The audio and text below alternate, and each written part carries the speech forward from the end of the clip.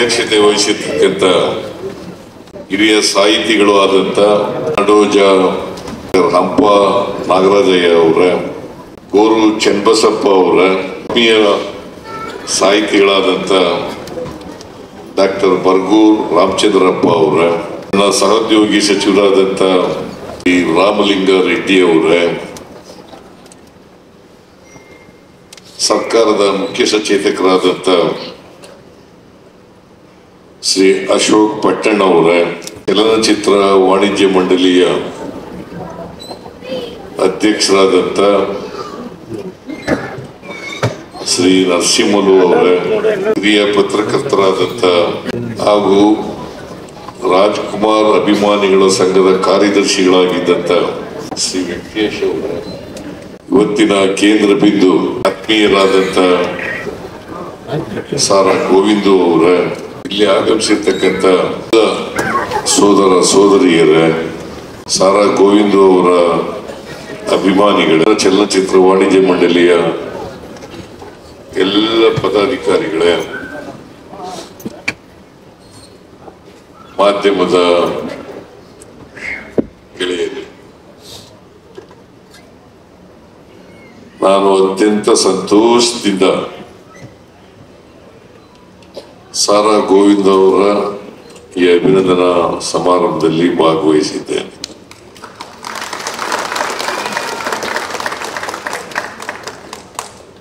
ಸಾರಾ ಗೋವಿಂದ ಅವರು ಈಗಾಗಲೇ ಪ್ರಸ್ತಾಪ ಮಾಡದಂತೆ ನನಗೆ ಅಭಿನಂದನಾ ಸಭೆಯನ್ನ ಏರ್ಪಾಡು ಮಾಡಿದ್ದಾರೆ. ನೀವೇ ಬಂದು ನನಗೆ ಅಭಿನಂದನೆಯನ್ನ ಸಲ್ಲಿಸಬೇಕು ಅಂತೇಳಿ ಮನವಿಯನ್ನ ಮಾಡುದು. ನಾನು ಸಭೆಗೆ ಬರ್ತೀನಪ್ಪ, ಅಭಿನಂದನೆ ಮಾಡ್ತಕ್ಕಂಥ ಜವಾಬ್ದಾರಿ ನನಗೆ ಕೊಡಬೇಡ ಅಂತ ಹೇಳಿದೆ. ಇಲ್ಲ ಇಲ್ಲ, ಎಷ್ಟೇ ದಿನ ಆದ್ರೂ ಪರವಾಗಿಲ್ಲ, ಕಾಯ್ತೀನಿ ನಾನು, ಆದ್ರೆ ನೀವೇ ಬರಬೇಕು, ಅಭಿನಂದನಾ ಸಭೆಗೆ ನೀವೇ ಬರಬೇಕು ಅಂತೇಳಿ ಒತ್ತಾಯ ಮಾಡಿದ್ರು. ನಾನು ಇವತ್ತು ವಿಶೇಷ ಸಚಿವ ಸಂಪುಟದ ಸಭೆಯನ್ನ ಕರೆದಿದ್ದೆ. ಅದು ಸ್ವಲ್ಪ ತಡ ಆಗ್ಬೋದು ಅಂತ ಹೇಳಿದ್ದೆ.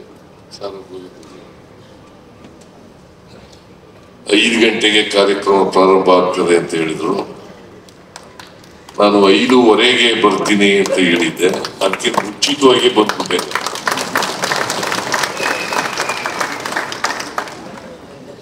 ಸಾರಾ ಗೋವಿಂದು ಅವರ ನನ್ನ ಒಡನಾಟ ಸುಮಾರು 4 ದಶಕಗಳದ್ದು.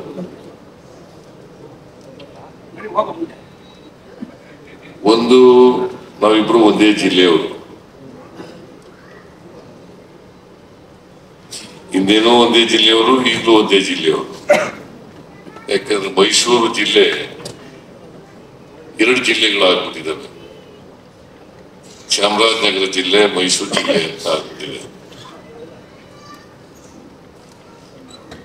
ನಾನು ಮೈಸೂರು ಜಿಲ್ಲೆಯವನ್ನೇ. ಸಾರಾ ಗೋವಿಂದ ಅವರು ಕೂಡ ಮೈಸೂರು ಜಿಲ್ಲೆಯವರೇ. ಸಾರಾ ಅಂತನ್ನೋದಿದೆಯಲ್ಲ, ಸಾಲಿಗ್ರಾಮ, ರಾಮೇಗೌಡನ ಮಗ ಗೋವಿಂದ.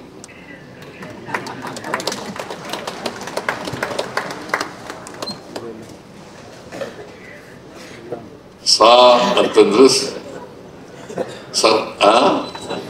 ಸಾಲಿಗ್ರಾಮ, ರಾ ಅಂತಂದ್ರೆ ರಾಮೇಗೌಡ, ಅದು ಸಾರಾ ಗೋವಿಂದು ಅಂತ ಆಗಿದೆ. ಡಾಕ್ಟರ್ ರಾಜ್ಕುಮಾರ್ ಅವರ ಮಾವನ ಊರು ಕೂಡ ಅದೇನೆ.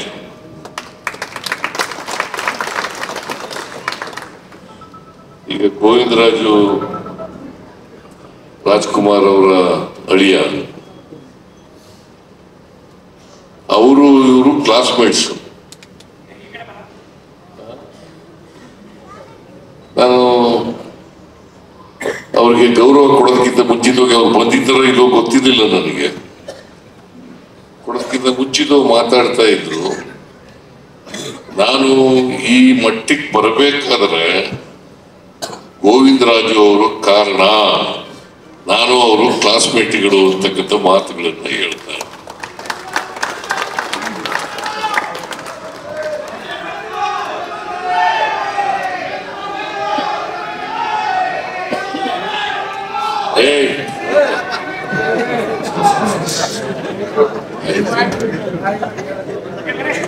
ಸಾರಾ ಗೋವಿಂದ್ ಅವರು ಮೊದಲು ಭೇಟಿಯಾದದ್ದು ನಾನು ಕನ್ನಡ ಕಾವಲು ಸಮಿತಿ ಅಧ್ಯಕ್ಷನಾಗಿದ್ದೆ. ಸಾರಾ ಗೋವಿಂದ್ ಮತ್ತು ವೆಂಕಟೇಶ್, ರಾಮಕೃಷ್ಣ ಹೆಗ್ಡೆ ಅವರು ಮುಖ್ಯಮಂತ್ರಿಯಾಗಿದ್ದರು. ಆಗ ಇವರು ರಾಜ್ಕುಮಾರ್ ಅಭಿಮಾನಿಗಳ ಸಂಘದ ಅಧ್ಯಕ್ಷ ಮತ್ತೆ ಕಾರ್ಯದರ್ಶಿ. ಸಾರಾ ಗೋವಿಂದ್ ಮತ್ತು ವೆಂಕಟೇಶ್ ಇಬ್ಬರು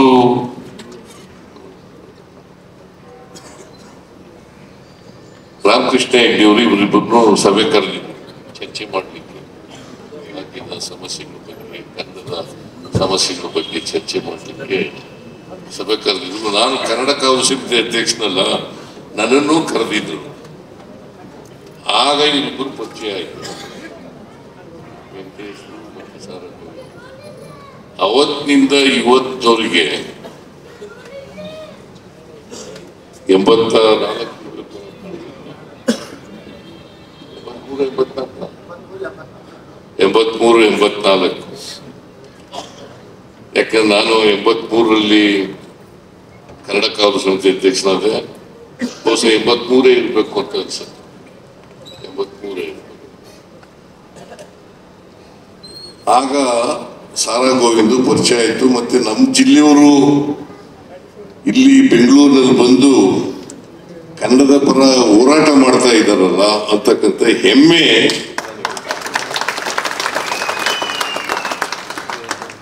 ಯಾಕಂದ್ರೆ ನನಗೆ ನಮ್ಮ ಭಾಷೆ ಬಗ್ಗೆ ಬಹಳ ಪ್ರೀತಿ ಅಭಿಮಾನ.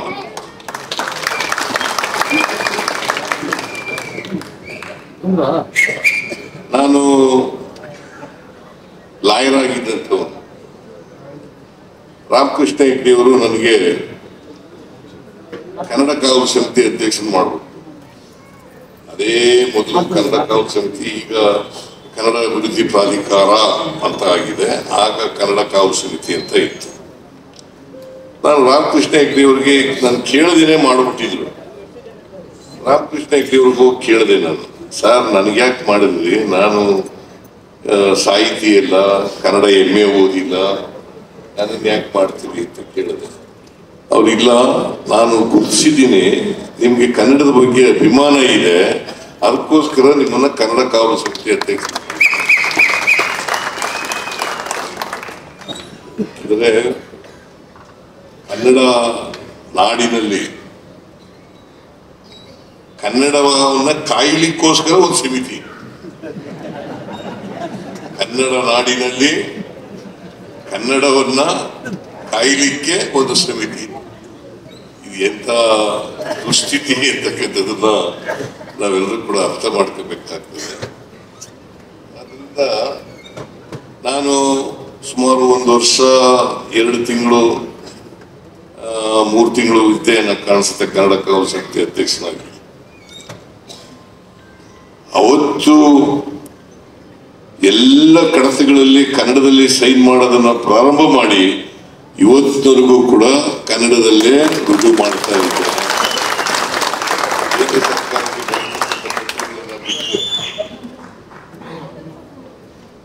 ರಾಜ್ಯ ಸರ್ಕಾರದ ಒಳಗಡೆ ಇರ್ತಕ್ಕಂಥ ನಮ್ಮ ಆಡಳಿತ ಭಾಷೆಯ ವ್ಯವಸ್ಥೆಯಲ್ಲಿ ಕನ್ನಡದಲ್ಲೇ ವ್ಯವಹರಿಸ್ತಕ್ಕಂಥದ್ದು, ಕನ್ನಡದಲ್ಲೇ ಮಾತಾಡ್ತಕ್ಕಂಥದ್ದು, ಕನ್ನಡದಲ್ಲೇ ಸೈನ್ ಮಾಡ್ತಕ್ಕಂಥದ್ದನ್ನು ಕೂಡ ಇವತ್ತು ಕೂಡ ಮಾಡ್ತಾ ಇದ್ದೇನೆ.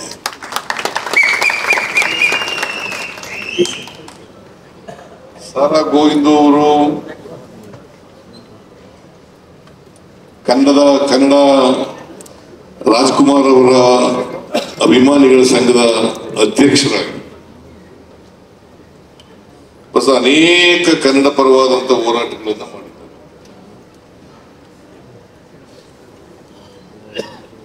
ಕನ್ನಡದ ಬಗ್ಗೆ ಅಭಿಮಾನ ಇದ್ದಾಗ ಮಾತ್ರ ಅದು ಸಾಧ್ಯ ಆಗ್ತದೆ, ಬದ್ಧತೆ ಇದ್ದಾಗ ಮಾತ್ರ ಸಾಧ್ಯ ಆಗ್ತದೆ. ಕರ್ನಾಟಕದಲ್ಲಿ ಕನ್ನಡವೇ ಸಾರ್ವಭೌಮ ಭಾಷೆ ಆಗಬೇಕು,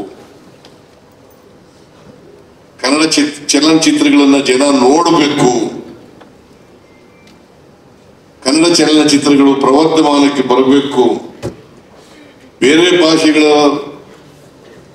ಭಾಷೆಗಳನ್ನ ಭಾಷೆಯನ್ನ ವಿರೋಧ ಮಾಡ್ತೀನಿ ಅಂತ ಅಲ್ಲ. ನಮಗೆ ಬೇರೆ ಭಾಷೆ ಬಗ್ಗೆ ಸಹಿಷ್ಣುತೆ ಇರಬೇಕು, ಆದ್ರೆ ನಮ್ಮ ಭಾಷೆ ಬಗ್ಗೆ ಅಭಿಮಾನ ಇರಬೇಕು. ಬೇರೆ ಧರ್ಮದ ಬಗ್ಗೆ ಹೇಗೆ ಸಹಿಷ್ಣುತೆ ಇರಬೇಕು ಅಂತ ನಮ್ಮ ಸಂವಿಧಾನದಲ್ಲಿ ನಾವು ಹೇಳ್ಕೊಂಡಿದ್ದೀವಿ, ಅದೇ ರೀತಿ ಬೇರೆ ದೇಶದ ಬೇರೆ ಭಾಷೆಗಳ ಬಗ್ಗೆ ಸಹಿಷ್ಣುತೆ ಇರಬೇಕು, ಆದರೆ ನಮ್ಮ ಭಾಷೆ ಬಗ್ಗೆ ಅಭಿಮಾನ ಇರಬೇಕು. ನಾವು ನಮ್ಮ ಭಾಷೆ ಬಗ್ಗೆ ಉದಾರವಾದಿಗಳಾಗಬಾರದು.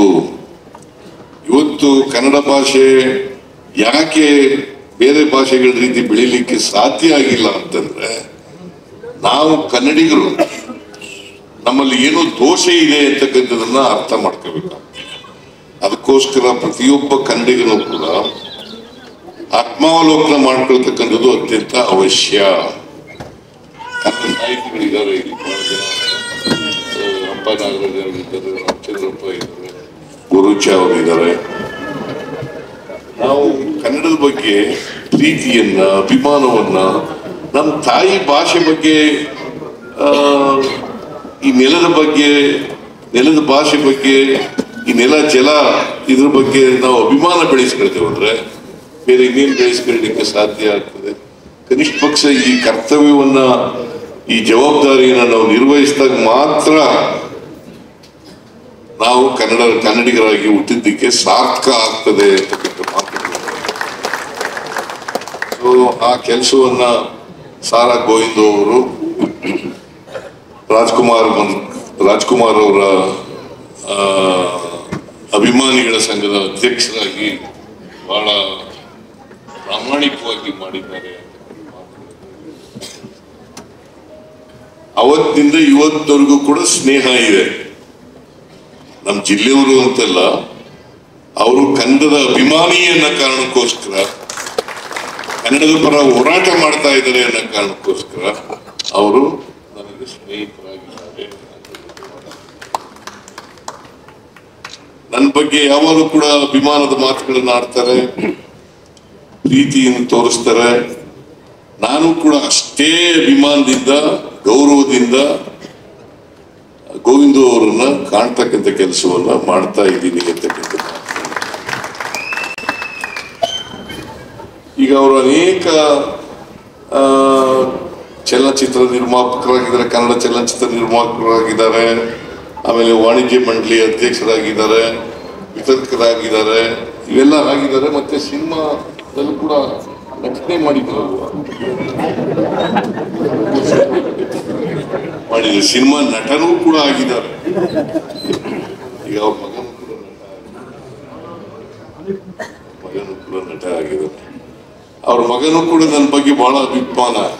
ಯಾಕಂತಂದ್ರೆ ನಾನು ಮೈಸೂರು ಜಿಲ್ಲೆಗೆ ಸೇರಿದವನು ಅನ್ನೋ ಕಾರಣಕ್ಕೋಸ್ಕರ, ಮೈಸೂರು ಜಿಲ್ಲೆಗೆ ಸೇರಿದವನು ಒಬ್ಬ ಈ ರಾಜ್ಯದ ಮುಖ್ಯಮಂತ್ರಿ ಆಗಿದ್ದಾನಲ್ಲ ಅನ್ನೋ ಕಾರಣಕ್ಕೋಸ್ಕರ ಕೂಡ ಅವರು ಕೂಡ ಅಭಿಮಾನಿ ಆಗಿದ್ದಾರೆ ಅನ್ನೋ ಕಾರಣ ಇರ್ಬೋದು ಅಂತ ಅನ್ಕೊಂಡಿದ್ದೀನಿ ನಾನು. ನೀನು ನನ್ನ ಅಭಿಮಾನಿ ಇಲ್ವಾ?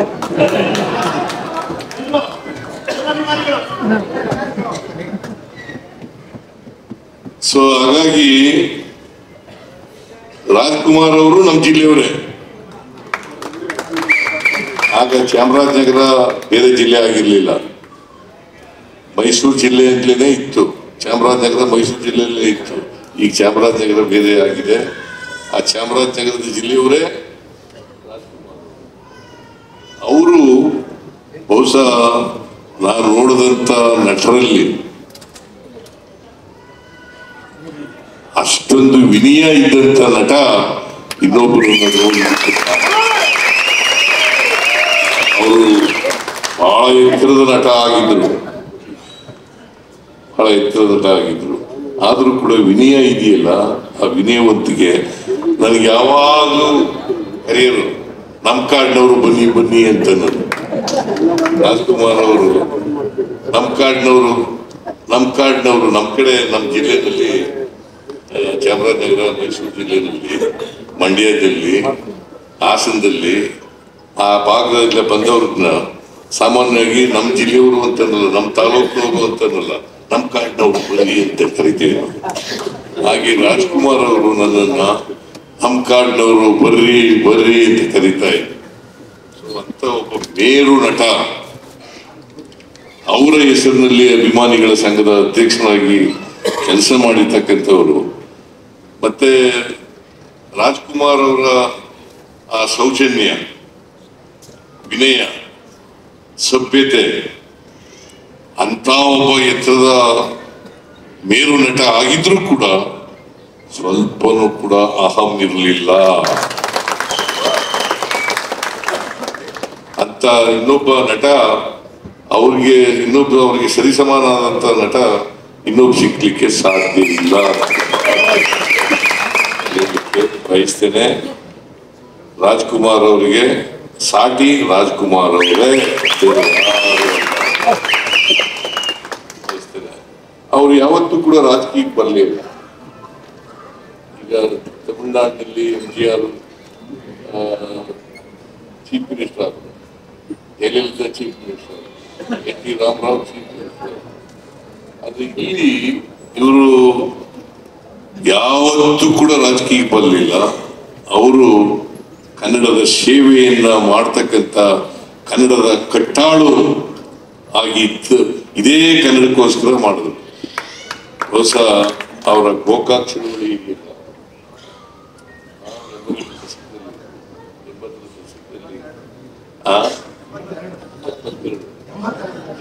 ಅದೇ 80ರ ದಶಕ. ನಾನು ಮೈಸೂರಿನಲ್ಲಿ ಇವ್ರ ಭಾಷಣ ಕೇಳಕ್ ಹೋಗಿದ್ದೆ, ನವನಾಲ್ನಲ್ಲಿ. ರಾಜ್ಕುಮಾರ್ ಮತ್ತೆ ನಮ್ಮ ಯಾರವರು ಅವರೆಲ್ಲ ಬಂದಿದ್ರು. ಸಾರಾ ಗೋವಿಂದು ಬಹುಶಃ ಗೋಕಾಕ್ ಚಳವಳಿಗೆ ರಾಜ್ಕುಮಾರ್ ಧುಮುಕ್ಲಿಕ್ಕೆ ಇವರು ಒಬ್ರು ಕಾರಣಕರ್ತರು.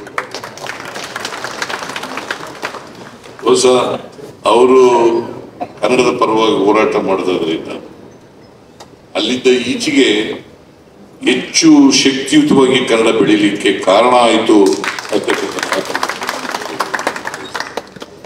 ಇದ್ದ ಸಾರಾ ಗೋವಿಂದು ಅವರು ಅವರ ಜೀವನವನ್ನ ಸಾರ್ಥಕ ಮಾಡ್ಕೊಂಡಿದ್ದಾರೆ.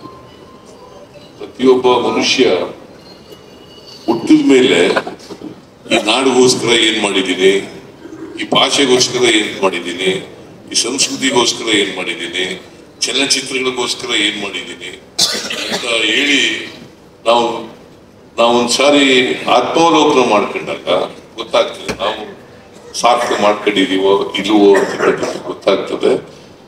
ಅದರಿಂದ ಸಾರಾ ಗೋವಿಂದ್ ಅವರು ಜೀವನ ಸಾರ್ಥಕ ಆಗಿದೆ. ನಿಮಗೆ ಆಯುಷು ಆರೋಗ್ಯ ದೊರಕಲಿ ಅಂತ ಹೇಳಿ ಸಂದರ್ಭದಲ್ಲಿ ಆಶಿಸ್ತೇನೆ.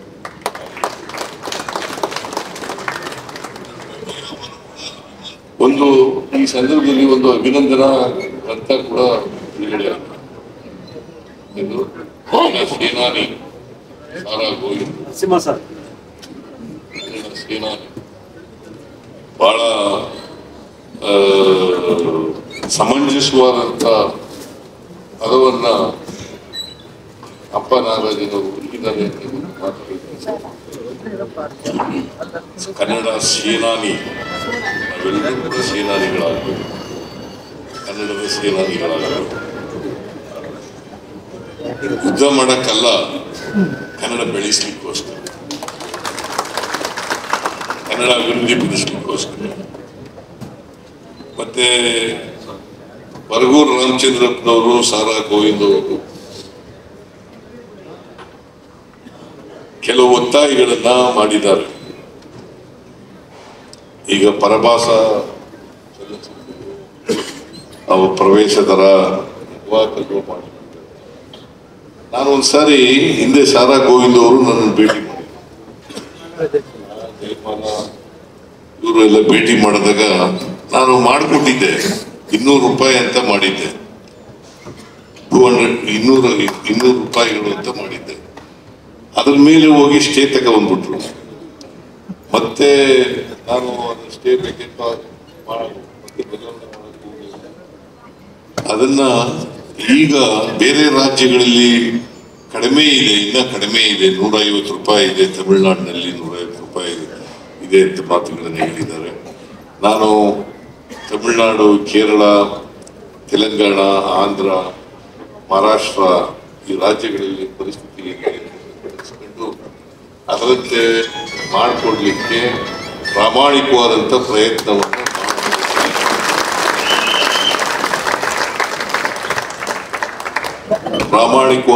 ಪ್ರಯತ್ನವನ್ನು ಮಾಡುತ್ತೇನೆ. ಆಮೇಲೆ ಇನ್ನೊಂದು ಒತ್ತಾಯವನ್ನ ಮಾಡಿದ್ದಾರೆ. ಕನ್ನಡ ಈ ಸಿನಿಮಾ ಥಿಯೇಟರ್ಗಳು, ಕನ್ನಡ ಥಿಯೇಟರ್ಗಳು ಅವನ್ನ ಕನಿಷ್ಠ ಒಂದು ಜಿಲ್ಲೆಗೆ ಒಂದಾದ್ರೂ ಕೂಡ ಮಿನಿ ಥಿಯೇಟರ್ 200 ಸೀಟ್ ಮಾಡಿಕೊಡ್ಬೇಕು ಅಂತ ಹೇಳಿದ್ದಾರೆ. ಮಾಡಿಕೊಡೋಣ.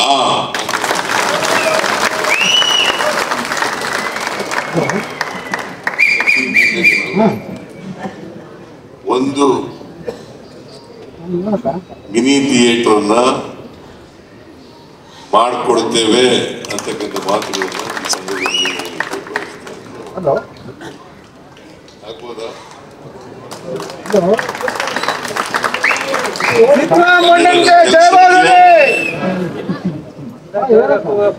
ನಾವು ಯಾವತ್ತೂ ಹಿಂದೆ ಬೀಳಲ್ಲ.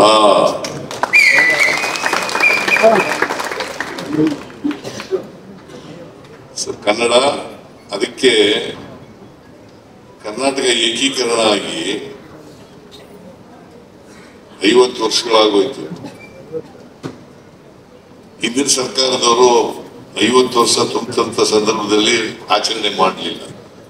ನಾನು ಬಂದ ಮೇಲೆ ಸುವರ್ಣ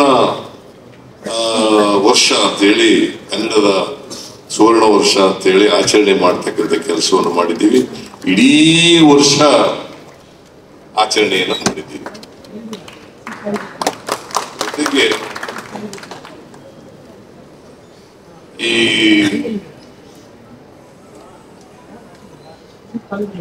ಕನ್ನಡದ ಭುವನೇಶ್ವರಿ ಪ್ರತಿಮೆಯನ್ನ ವಿಧಾನಸೌಧದ ಮುಂದೆ ಒಂದೊಂದು ತಿಂಗಳು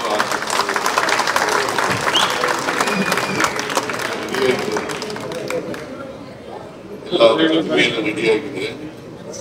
ಪ್ರತಿಮೆಯನ್ನ ಅನಾವರಣಗೊಳಿಸ್ತಕ್ಕಂಥ ಕೆಲಸವನ್ನ ಮಾಡುತ್ತೇವೆ ಅಂತಕ್ಕಂಥ ಮಾತು. ಯಾಕಂದ್ರೆ ಕರ್ನಾಟಕ ಅಂತ ನಾಮಕರಣ ಆಗಿ 50 ವರ್ಷ ಆಯ್ತು. ಈಗ 51ನೇ ವರ್ಷ.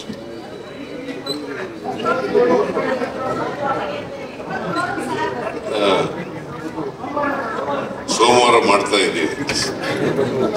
ತಂಗಡಿಗೆಯವರು ಹೇಳಿದ್ದೀನಿ, ಪ್ರತಿಮೆ ಎಲ್ಲ ನಿಜ ಹೇಳಬೇಕು ಅಂತಂದ್ರೆ ಸಮಾರಂಭದಲ್ಲಿ ಇದನ್ನ ಅಷ್ಟೊಳಗಡೆ ಮಾಡಬೇಕಾಗಿತ್ತು. ಆದ್ರೆ ಪ್ರತಿಮೆ ಪೂರ್ಣ ಆಗಿರ್ಲಿಲ್ಲ.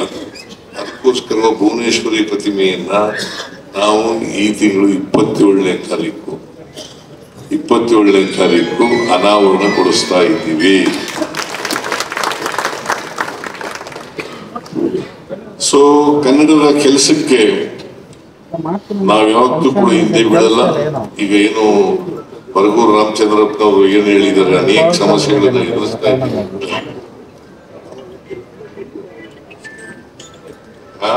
ಆಮೇಲೆ 2019ರಿಂದ ರಾಜ್ಯ ಚಲನಚಿತ್ರ ಪ್ರಶಸ್ತಿಗಳನ್ನ ಮತ್ತು ಸಹಾಯಧನವನ್ನು ಕೊಡ್ತಿರ್ಲಿಲ್ಲ. ನಮ್ಮ ಸರ್ಕಾರ 2019ನೇ ಸಾಲಿನಿಂದ 2029ನೇ ಸಾಲಿನವರೆಗೆ ಬಾಕಿ ಉಳಿದಿರುವ ಪ್ರಶಸ್ತಿ ಸಹಾಯಧನವನ್ನು ನೀಡಿದ್ದೇವೆ.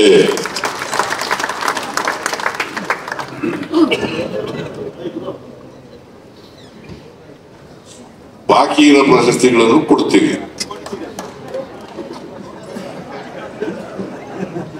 ಇನ್ಮೇಲೆ ಆಯಾ ವರ್ಷನೇ ಪ್ರಶಸ್ತಿಗಳನ್ನ ಕೊಡ್ತಕ್ಕಂಥ ಕೆಲಸ ಮಾಡ್ತೇವೆ.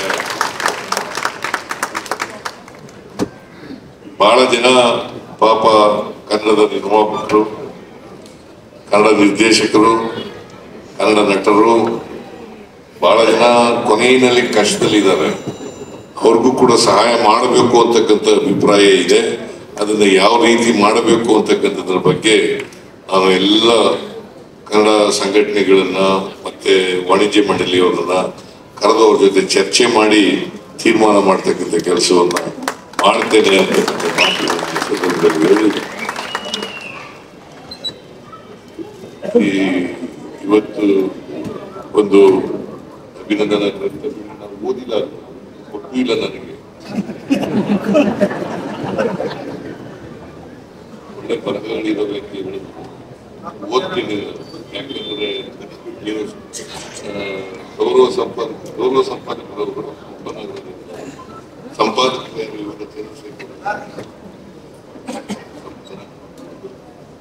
ರಾಜಪ್ಪ ದಳವಾಯಿ ಬದಿದ್ರ ಅಲ್ಲೇ ಬದಿದ್ರು.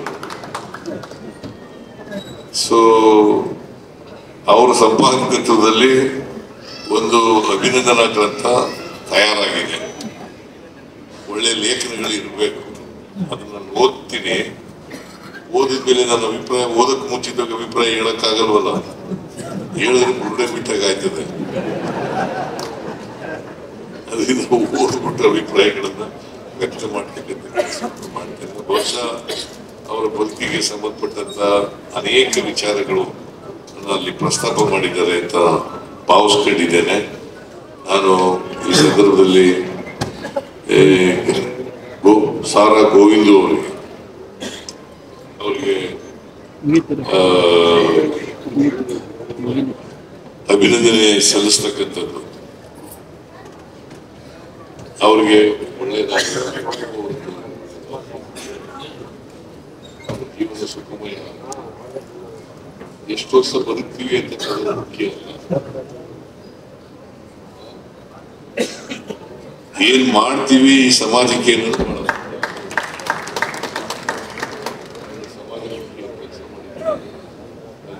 ಮತ್ತೊಮ್ಮೆ ಗೌರವವನ್ನು ಸೂಚಿಸಿ ಅಭಿನಂದನೆಯನ್ನ ಹೇಳಿ ನನ್ನ ಮಾತುಗಳನ್ನು ಮುಗಿಸ್ತೇನೆ. ನಮಸ್ಕಾರ.